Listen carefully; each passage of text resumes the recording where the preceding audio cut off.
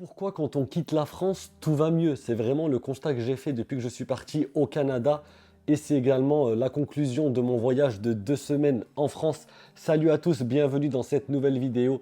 Pour ceux qui ne me connaissent pas, je m'appelle Soufiane, j'ai 33 ans et en 2021, j'ai quitté la France pour Vancouver dans l'ouest du Canada.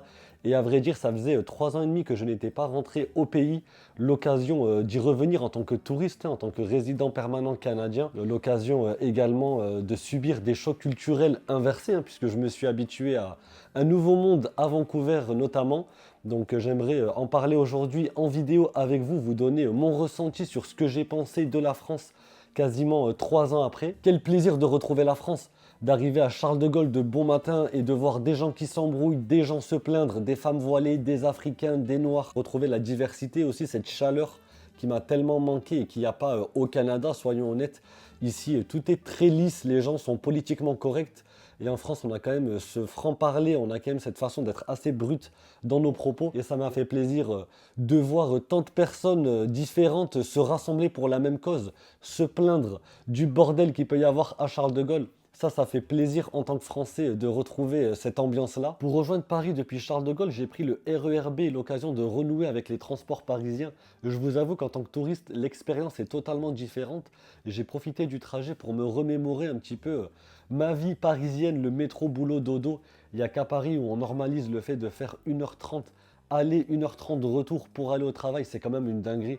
Moi qui aujourd'hui vais au travail à pied à Vancouver, je suis à 10 minutes de chez moi, ça fait plaisir. Et franchement, j'ai profité de ce voyage pour regarder un petit peu les gens, regarder la rame, me remémorer un petit peu ces moments qui m'ont forgé, puisque je suis très content aujourd'hui d'avoir la vie que j'ai à Vancouver. Néanmoins, j'avoue que j'ai été tout de suite perturbé par mon environnement. Moi qui arrive de Vancouver, du Canada, où le pays est large, les rues sont larges, tu as beaucoup d'espace pour toi dans la rue. Et je me suis senti oppressé par les gens. Ce sentiment d'oppression s'est accompagné d'un petit sentiment d'insécurité, puisque j'ai retrouvé quelques réflexes d'antan, par exemple de ne pas mettre mon téléphone dans la poche arrière de mon jean. Ça, c'est quelque chose qu'on ne fait pas à Paris, mais au Canada, il n'y a pas de problème, il n'y a pas de vol à l'arraché, tu es en sécurité. On va pas te voler ta montre, ton sac, on va pas t'agresser dans la rue. Je suis pas en train de dire que Paris c'est Chicago, mais ça dénote clairement avec Vancouver, où tu es en sécurité 2 jours comme de nuit, y compris dans les transports en commun.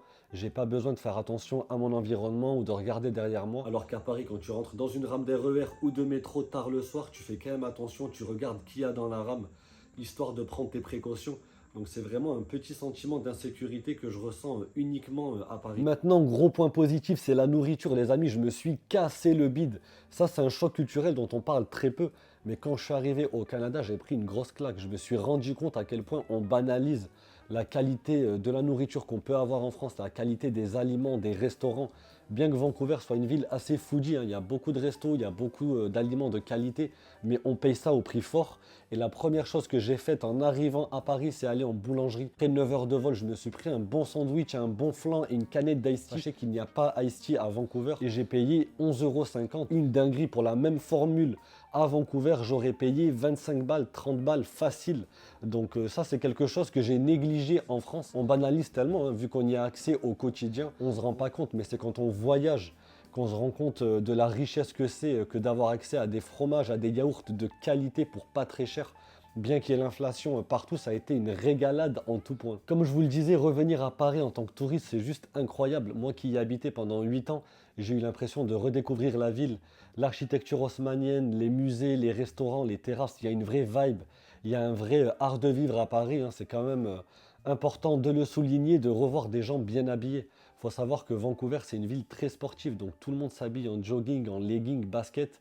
Et ça m'a fait plaisir un petit peu de revoir des fashions un peu partout, de voir des gens stylés.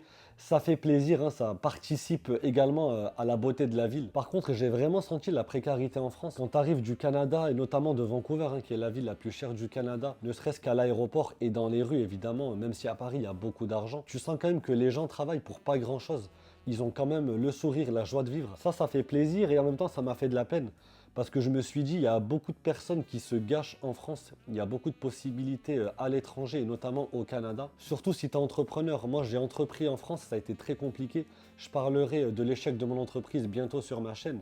Mais au Canada, si tu es entrepreneur, il y a beaucoup d'opportunités aujourd'hui. Le Canada est quand même un pays avec une inflation importante. Il y a quand même une crise qui sévit depuis quelques années maintenant et je pense que c'est que le début. Mais en termes d'entrepreneuriat, il y a énormément à faire. Mais globalement, j'ai senti un ras-le-bol généralisé et ça n'a ni couleur ni religion. Il faut savoir que de base, je suis l'actualité en France à travers les médias et les réseaux sociaux.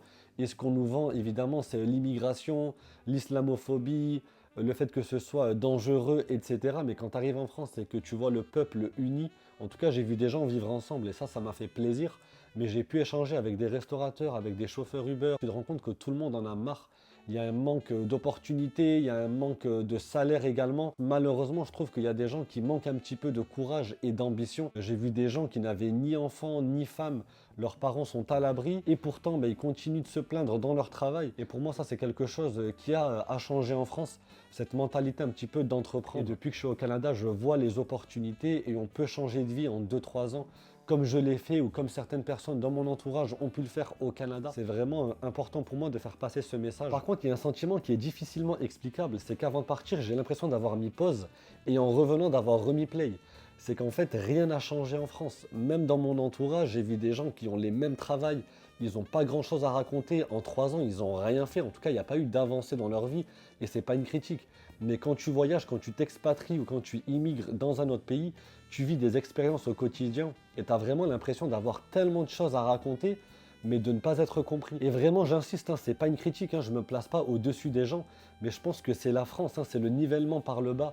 Tu te rends compte que l'ascenseur social est bloqué, il n'y a pas de promotion, il n'y a pas de perspective d'avenir, même quand tu crées une société, tu n'as pas la possibilité d'avancer. D'ailleurs, le but de mon voyage n'était pas de comparer ma vie au Canada avec la vie en France, puisque c'est deux pays totalement différents.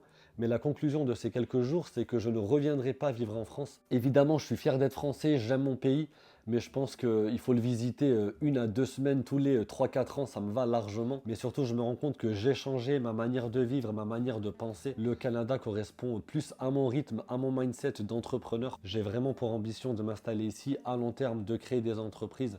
En tout cas, je pense que c'est possible et que la réussite et que l'ascenseur social fonctionne ici. La preuve, j'ai eu beaucoup plus de promotions et j'ai amélioré mon confort de vie ici. Au Canada, j'ai trouvé une sérénité d'esprit. Il n'y a pas de polémique sur ma religion. Ici, on vit tous ensemble. Tu fais ce que tu veux tant que tu respectes la loi.